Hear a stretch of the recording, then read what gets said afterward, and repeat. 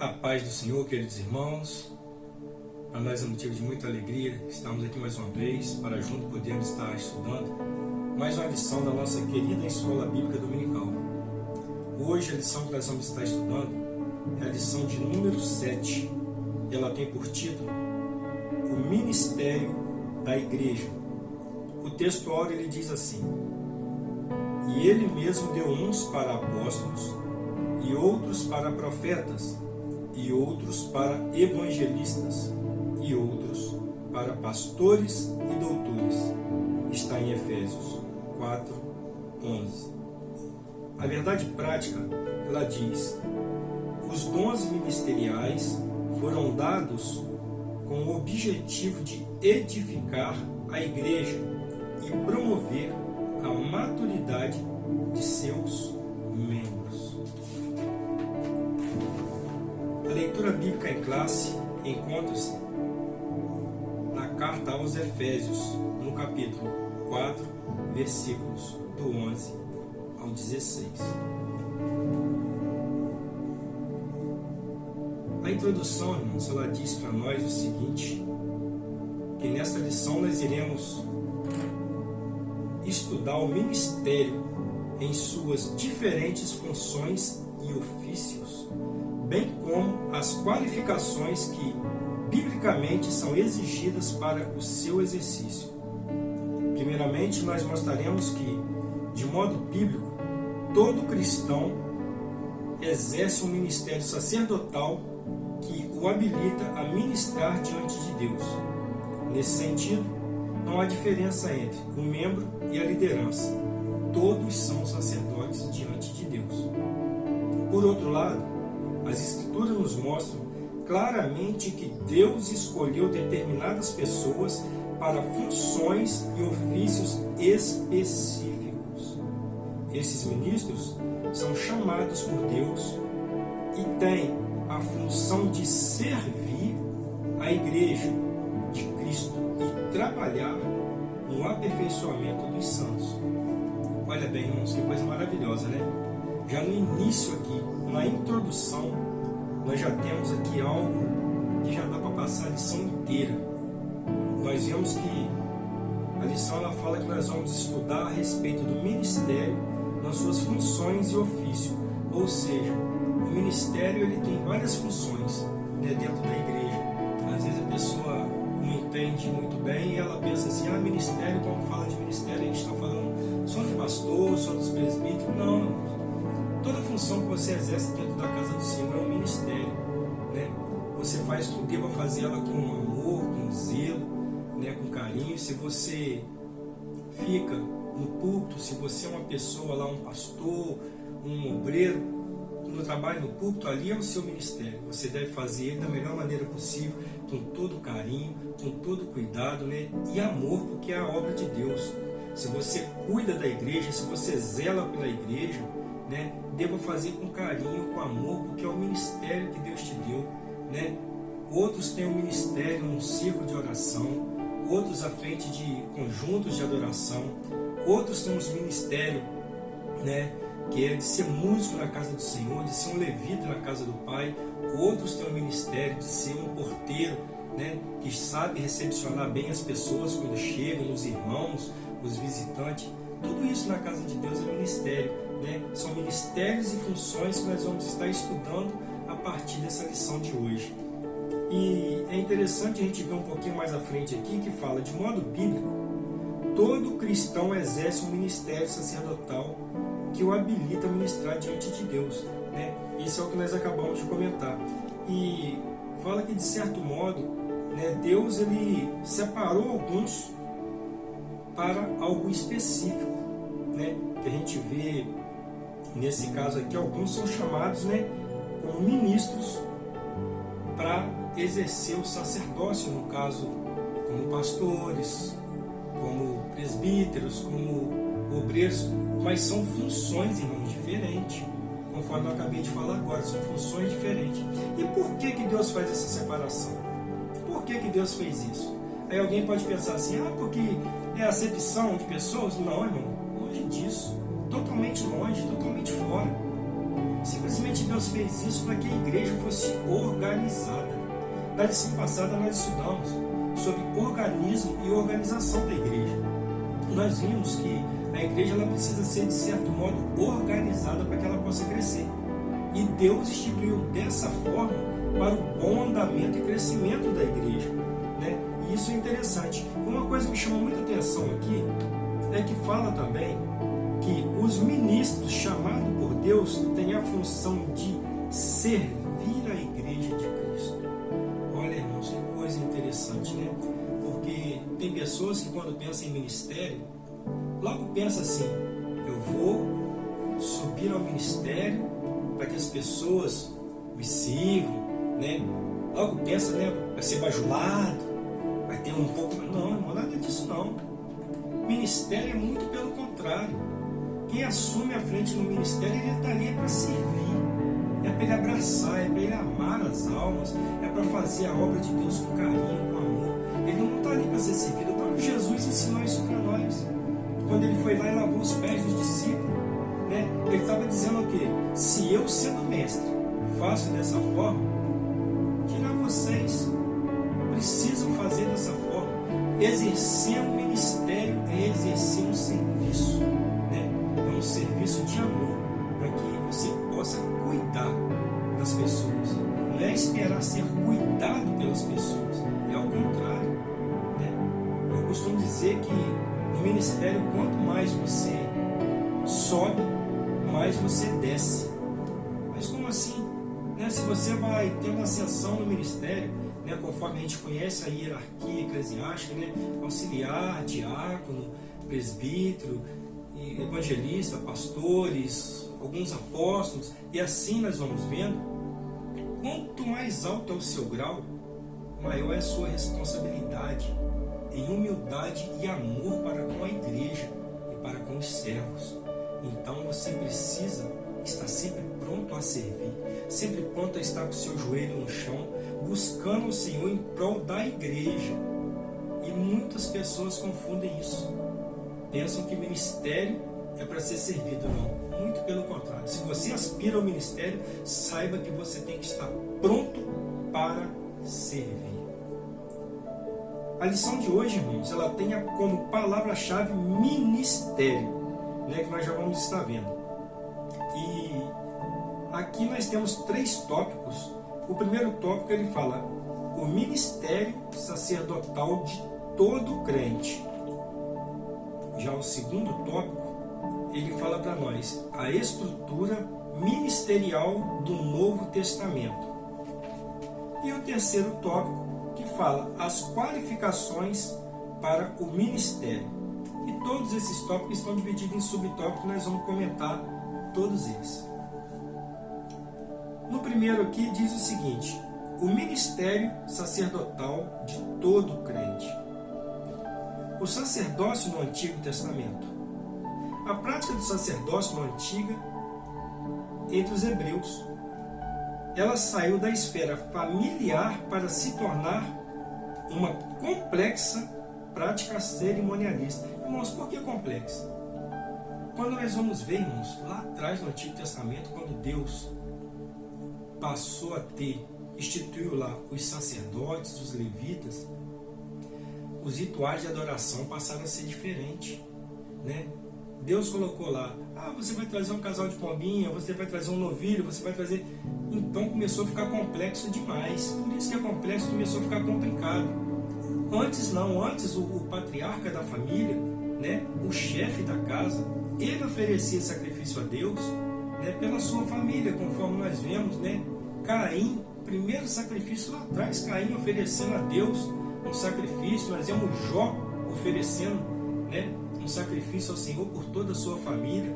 Então os patriarcas, eles tinham esse dever, né, de oferecer o sacrifício, coisa que passou depois para o sacerdote, passou algo mais complicado, porque precisava ter todo um ritual estabelecido por Deus para que fosse aceito aquele sacrifício. Israel foi uma nação posta como sacerdote sobre os outros povos.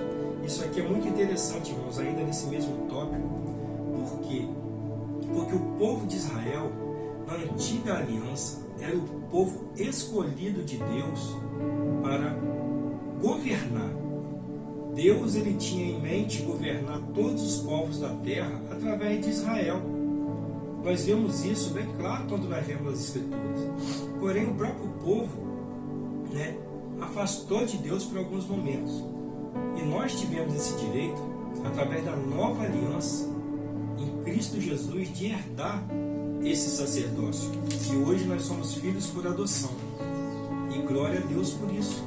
Mas nós sabemos que o povo da aliança é o povo de Israel. E nós devemos orar por Israel conforme manda a palavra de Deus. E ainda existe, irmãos, uma promessa nessa palavra. A Bíblia fala: orai por Israel para que prospereis. Existe uma promessa de prosperidade sobre a vida daquele que ora pelo povo de Israel. Se atente a isso. O segundo subtópico aqui diz assim: uma doutrina bíblica confirmada no Novo Testamento. O Novo Testamento apresenta o sacerdócio da antiga aliança como um tipo de Cristo, que operou o derradeiro sacrifício pelos pecados do povo. Assim, não mais uma família, tribo ou nação é detentora do sistema sacerdotal. Ou seja, conforme eu falei, já não tem mais essa coisa de ficar presa, como foi a tribo de Levi, como foi a família de Arão, que no Antigo Testamento a família de Arão foi escolhida para exercer o sacerdócio. O sacerdócio era passado ali de pai para filho, através da descendência de Arão. E hoje não. Hoje a Bíblia fala que nós somos nação santa, povo adquirido, sacerdócio real. Todos nós que entregamos a nossa vida para Jesus, que nos apresentamos diante dele, que passamos a viver conforme os preceitos bíblicos, somos sacerdotes diante do nosso Deus. Agora, sob a nova aliança como sacerdotes, oferecemos o próprio corpo em sacrifício vivo. Está lá em Romanos, no capítulo 12, versículos 1 e 2. Que maravilha que a gente possa ter hoje essa oportunidade. Mas como assim oferecer o nosso corpo como sacrifício vivo? Irmãos, simples. É só a gente raciocinar. As pessoas vivem o mundo, vivem todas as coisas do mundo, aproveitam todas as coisas da carne da maneira como a carne deseja. Mas nós não. Nós vivemos para Deus. A nossa vida, ela é vivida em prol da palavra de Deus, da maneira como Deus deseja que a gente viva sobre a face dessa terra hoje, para que a gente possa herdar o céu amanhã. As pessoas não entendem isso. E por isso nós somos infelizes? Muito pelo contrário. Vivemos muito bem, somos felizes e livres. Ao contrário de que muitas pessoas pensam, tem pessoas que às vezes deixam a cara, eu era preso por conta disso, por conta daquilo, porque eu não podia fazer isso, não podia fazer aquilo. Realmente você às vezes pensa, que o crente ele é um prisioneiro porque ele não pode isso, não pode aquilo, não pode aquilo outro. Não é que não pode, não deve. Não deve, porque é errado. Você pode, mas depois você se torna escravo. Você se torna escravo do álcool, você se torna escravo da droga, você se torna escravo da prostituição. E depois ainda quer dizer que é livre? Tenta largar tudo isso que eu quero ver. Então, irmão, nós precisamos ter essa gratidão a Deus, de hoje nós sermos livres e poder oferecer o nosso corpo vivo em sacrifício. Ou seja, nós ainda vivos nos privamos de todas essas coisas que para a carne é boa, mas que sabemos que é insatisfação diante de Deus, para herdar o reino de Deus. Isso é apresentar o corpo em sacrifício vivo. E louvado seja Deus por isso. Uma doutrina bíblica resgatada na reforma protestante. No catolicismo romano, o sacerdócio é limitado à figura dos padres. Isso é algo, irmãos, que eles vêm seguindo da tradição do Antigo Testamento. Conforme a gente falou, o sacerdócio naquela época, ele era restrito somente à família de Arão. Porém, na nova aliança, isso foi modificado, mas eles continuaram mantendo os padres, nenhum deles a linhagem de Arão, nenhum ali a família de continuaram mantendo esse voto, essa maneira de restringir o sacerdócio. Porém, durante a Reforma Protestante, isso foi uma tese muito batida, muito falada, para que fosse modificado. Por quê? Porque a Bíblia fala que nós, hoje, através da nova aliança em Cristo Jesus, todos somos sacerdotes de Deus, com esse novo ministério, conforme nós já falamos aqui, né? Hoje, qualquer cristão verdadeiro que pratica os benefícios da Igreja de Cristo é um sacerdote do Senhor. Louvado seja Deus por isso. Aqui no segundo tópico, nós vamos ver agora a estrutura ministerial do Novo Testamento. Diz assim o primeiro subtópico: o ministério quíntuplo. O texto de Efésios 4:11 diz que Deus pôs na igreja apóstolos, profetas, evangelistas, pastores e mestres. Olha bem, lá atrás nós falamos que Deus ele fez essa separação. Mas por que Deus fez essa separação? Para que a igreja pudesse ser organizada. Deus, ele é extremamente organizado em tudo aquilo que ele faz. E a igreja não pode ser diferente. Então nós vamos ver aqui, irmãos, de maneira separada, apóstolos, profetas, evangelistas, pastores e mestres. Apóstolos. Apóstolo, irmãos, é alguém que é enviado a uma missão. Alguns requisitos podem ser destacados nessa lição para alguém ser um apóstolo. Olha bem que nós vamos estar lendo agora alguns requisitos para alguém ser visto como um apóstolo. O primeiro deles, ter estado com o Senhor Jesus. O segundo, ter sido testemunha da ressurreição de Jesus. O terceiro, ter visto o Senhor. O quarto, ter operado maravilhas. Todos esses com referências bíblicas, irmão. Então isso vem mostrar para nós o quê? Que no Novo Testamento, apostolado pode ser visto mais como uma função do que um ofício. Por quê? Porque hoje nenhum de nós teve o privilégio de passar por nada disso, de ter visto o Senhor Jesus naquela época, de ter sido testemunha da ressurreição de Cristo, de ter visto o Senhor ali, de ter operado sinais e maravilhas, principalmente ali junto com Ele, irmão. Então o que acontece? Hoje o apostolado ele é mais uma função. Como assim uma função? Uma função hierárquica de organização na igreja, né? Funciona mais assim, como uma função de organização em termos de hierarquia, para que a igreja possa ter os níveis ali de ordenanças para seguir funcionando da maneira perfeita, com ordem e decência. O ofício de profeta, irmãos.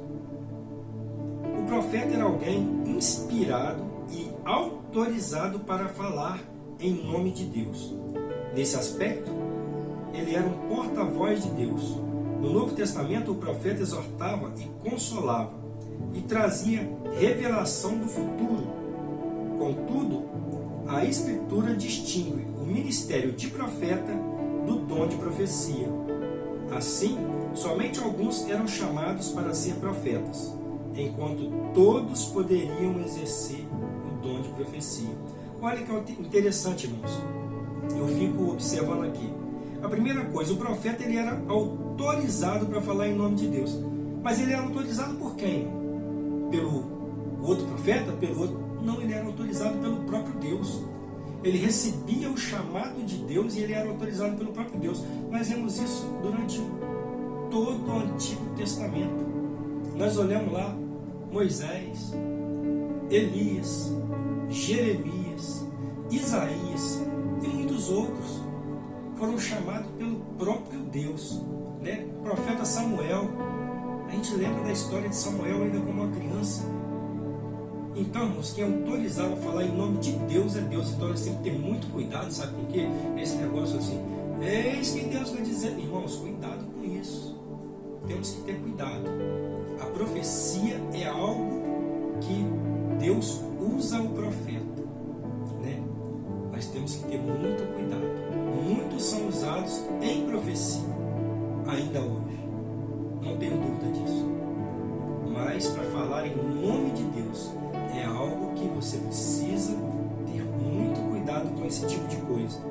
Porque às vezes a pessoa, naquele afã da emoção, ela fala algo, mas Deus não vai cumprir, porque Deus não está ali. Então nós precisamos saber a diferença e a distinção entre o profeta e o dom de profecia. E a diferença ela está aí. O profeta é alguém, né, que tem autorização de falar em nome de Deus pelo próprio Deus. Né? Quando nós olhamos, nós vemos assim. Já o dom de profecia, Deus usa alguém rápido, de repente ali para falar. Deus usou uma jumenta para falar com Balaão. A jumenta era um profeta? Não. Mas Deus usou ela. Então, da mesma forma, acontece. Deus usa quem Ele quer, da maneira que Ele quer, no momento que Ele quer. Mas precisamos estar atentos a essa diferença entre o profeta e a profecia. Já evangelista. Evangelista é alguém cujo ministério é centrado na salvação de almas. Olha, irmãos, o evangelista, ele é alguém que ele sabe sair e ganhar alma, pregar com mais facilidade para as pessoas. E a gente vê, irmãos, que tudo é um dom. Nós podemos reparar hoje no meio da igreja que existem pessoas que são evangelistas nato. A pessoa, você vê que ela sabe sair, sabe abordar o outro na rua, sabe falar, sabe visitar uma família e falar bem daquilo ali, daquele momento, mas ela não sabe cuidar, às vezes, daquelas almas que ela ganha. Ela consegue evangelizar, mas às vezes não consegue cuidar. Né? É algo diferente. Ela chega, prega, fala, Deus trabalha e transforma. Mas essa é a função daquela pessoa. Não é porque aquela pessoa é ruim, não. É porque essa é a função dele como evangelista. Né? Esse dom que Deus deu. A pessoa consegue fazer tudo isso muito bem feito, mas não consegue dar aquele acompanhamento.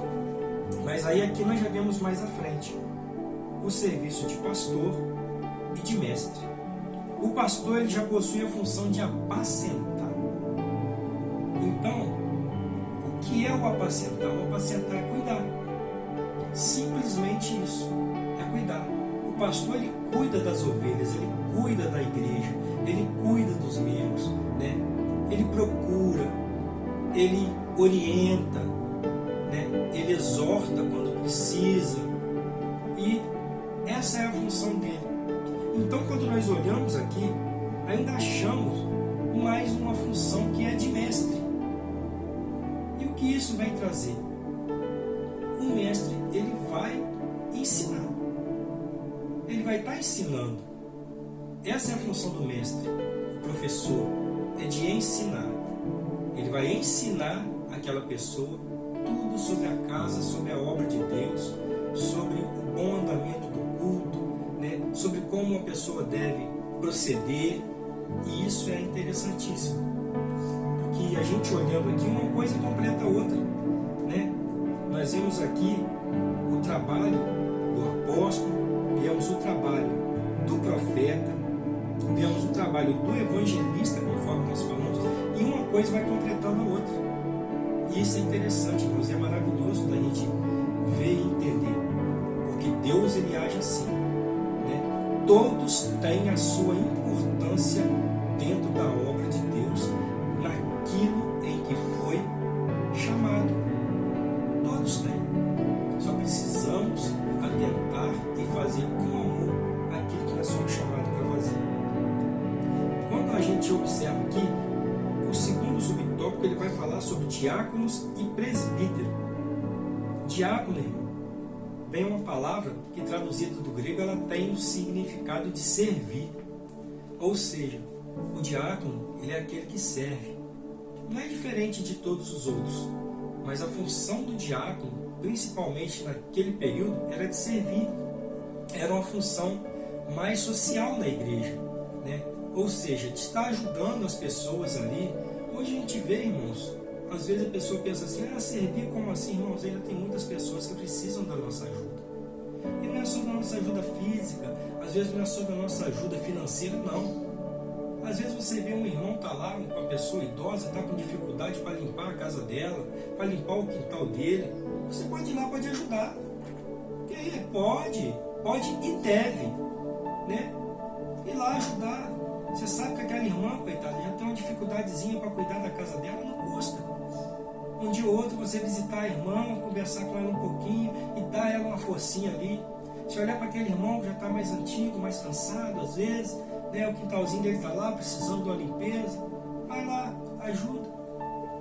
Aí a gente diz, essa era a função dos diáconos antigamente. Sim, poderia ser antigamente, pode ser hoje.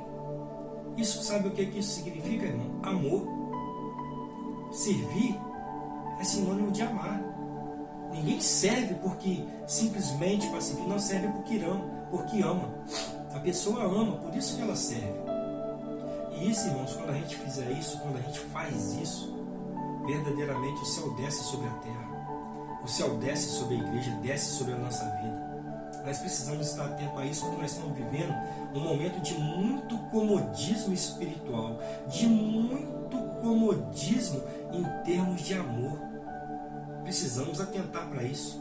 A coisa está muito mecânica, está muito assim, né, muito litúrgica, mas sem prática. Precisamos mais da prática do que da letra. Nós aprendemos a letra e precisamos colocar ela em prática. E esse é o serviço, não apenas do diácono, como a palavra diz, que é a função de servir, mas de cada um de nós que faz parte da igreja e do corpo de Cristo.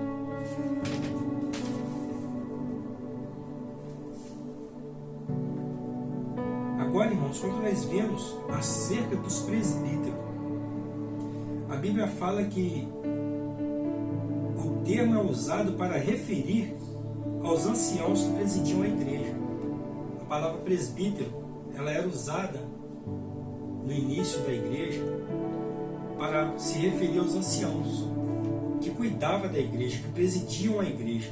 Nós já vimos, irmão, na lição passada também, voltando a citar a lição passada, que existia um sistema presbiterial, ou seja, onde a igreja ela elegia alguns irmãos que eram presbíteros como uma comissão para governar a igreja, para manter o bom funcionamento da igreja. Então o presbítero ele era um ancião, uma pessoa já de vida mais madura, né? Uma pessoa mais experiente, para que essas pessoas pudessem governar a igreja através de todo o conhecimento que eles tiveram de Deus e da vida, né? Porque a pessoa mais madura ela tem algo mais a oferecer. O jovem ele está sempre em desenvolvimento. Não que as pessoas mais maduras não estejam, porque a gente nasce aprendendo e morre sem saber. A verdade é essa, que enquanto a gente estiver vivendo, a gente está aprendendo. Porém, os anciãos, as pessoas de mais idade, têm muito mais a ensinar do que os jovens. Os jovens ainda estão numa carreira de desenvolvimento da sua vida. Por isso, os presbíteros, como ancião da igreja, eles tinham essa função de presidir e de governar a igreja. Agora vamos ver aqui o tópico 3, que fala as qualificações para o ministério. A qualificação aqui nós vamos citar a qualificação de natureza moral e a de natureza social. Irmãos, na questão de natureza moral, o apóstolo Paulo ele deixou bem claro para nós que aquela pessoa que tem o desejo de ser um ministro, ele não deve ser apegado ao dinheiro, ou seja, não deve ser uma pessoa avarenta. Tem que ser uma pessoa irrepreensível. Uma pessoa irrepreensível não significa uma pessoa sem pecado, irmãos. Porque todos nós somos falhos, todos nós somos pecadores. Às vezes a gente fala irrepreensível, a pessoa pode pensar assim, uma pessoa sem pecado nenhum. Tira isso da sua mente. Tira isso porque a Bíblia fala bem claro, né, que todos nós somos pecadores. Né? Não existe um justo sobre a terra que faça o bem e nunca peque. Está registrado lá no livro de Isaías. Porém, irmãos, nós sabemos que nós precisamos lutar ao máximo com todas as nossas forças para jamais sermos entregues ao pecado. Então, quando falamos aqui de alguém irrepreensível, é de alguém que não tenha nenhuma acusação, irmão, assim, de coisa que tenha uma significância válida. Não, eu vou acusar, eu posso falar que fulano ele está fazendo, ele fez isso, e é válido, está errado, ele fez e pronto. Então, irmãos, é isso, é uma acusação válida. Porém, a gente tem que observar que a pessoa que ela é também, que desejosa de exercer o ministério, ela tem que ter uma vida ilibada, fora de escândalo. Ou seja, ela não deve ficar se envolvendo com coisas, com disse-me-disse, com muito batização de boca. Não, irmão, sabe por quê? Porque essas coisas mancham muito a reputação das pessoas, né? Então a pessoa deve ser uma pessoa fora de escândalo, uma pessoa que não se envolve com esse tipo de coisas que pode denegrir a imagem da igreja, né? Porque quando a pessoa tem a imagem dela afetada, a igreja tem a sua imagem afetada, porque nós representamos a igreja, né? E quando falamos ainda de ministério, quando falamos ainda de ministros da casa de Deus, pessoas que estão à frente na liderança, isso se torna ainda algo mais sério, mais complexo. Por quê? Porque sempre está visível. Aquela pessoa que está à frente, ela está mais visível do que as outras pessoas. Então, isso causa um escândalo na igreja. Então, a pessoa precisa ser uma pessoa de vida ilibada, ou seja, uma pessoa que tem a vida fora desse tipo de coisa, sem escândalos. A questão de natureza social. A pessoa que deseja um ministério, ela não pode ser uma pessoa soberba, arrogante, orgulhoso, uma pessoa de difícil convívio social, uma pessoa obstinada na sua opinião, ou seja, uma pessoa temosa, que só o que ela fala que é a verdade absoluta. Não deve ser uma pessoa truculenta, uma pessoa violenta, que é aquele negócio assim: pisou no meu pé, eu já estou pronto para resolver. Não pode. Aí a gente olha e fala assim: ah, mas Pedro lá atrás. Realmente, Pedro fez isso lá atrás. Mas o que Jesus fez quando Pedro cortou a orelha de Malco? Jesus pegou, botou tudo no lugarzinho de novo, tudo direitinho. E mais à frente a gente vê Jesus falando uma coisa. Jesus, ele já havia falado algo para Pedro, sabe o quê? Quando te converteres, converte a teus irmãos. Olha bem, será que Pedro não era convertido? Pedro estava ali, né? Fez milagre, operou milagre junto com Jesus ali. E Jesus fala isso para ele ainda: quando te converteres, converte a teus irmãos. Sabe quando Pedro se converteu? Depois o galo cantou 3 vezes e ele foi chorar amargamente porque ele havia negado Jesus. Ali a gente não vê parte nenhuma na Bíblia mais falando que Pedro andou com espada, que Pedro fazia isso. Pedro não. A gente vê um novo Pedro.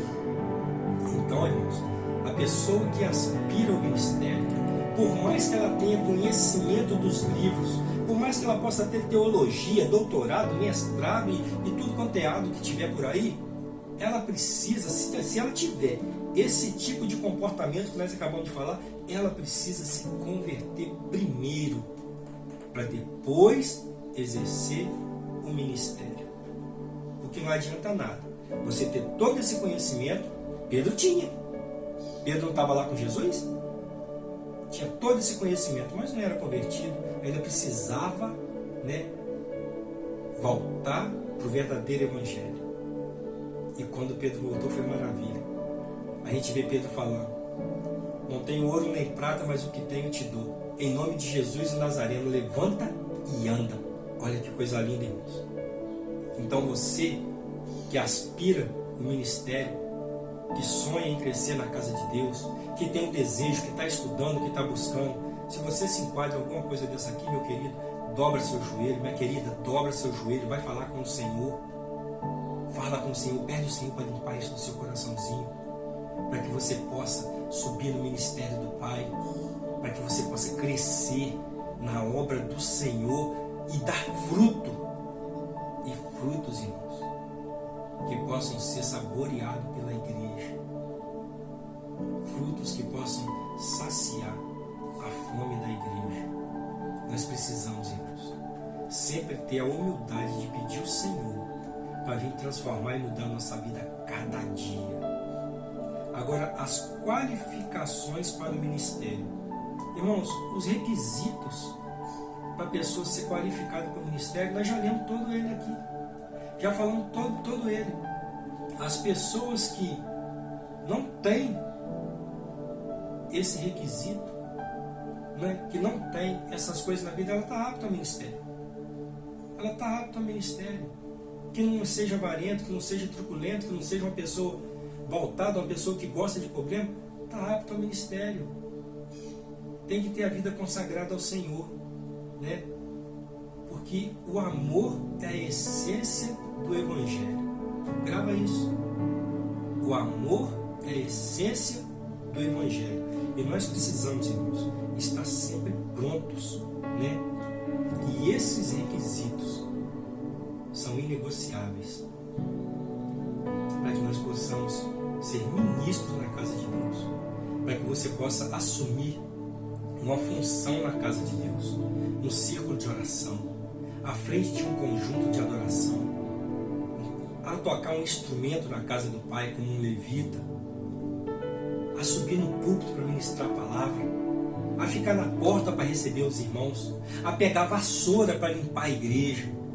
Nós precisamos ter no nosso coração, irmãos, essa humildade, essa certeza que nós fazemos isso com amor.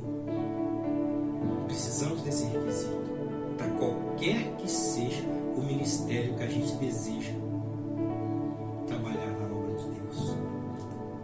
Para finalizar, irmãos, nós vemos aqui a conclusão da lição, que ela fala para nós o seguinte: vimos o ministério sobre diferentes aspectos.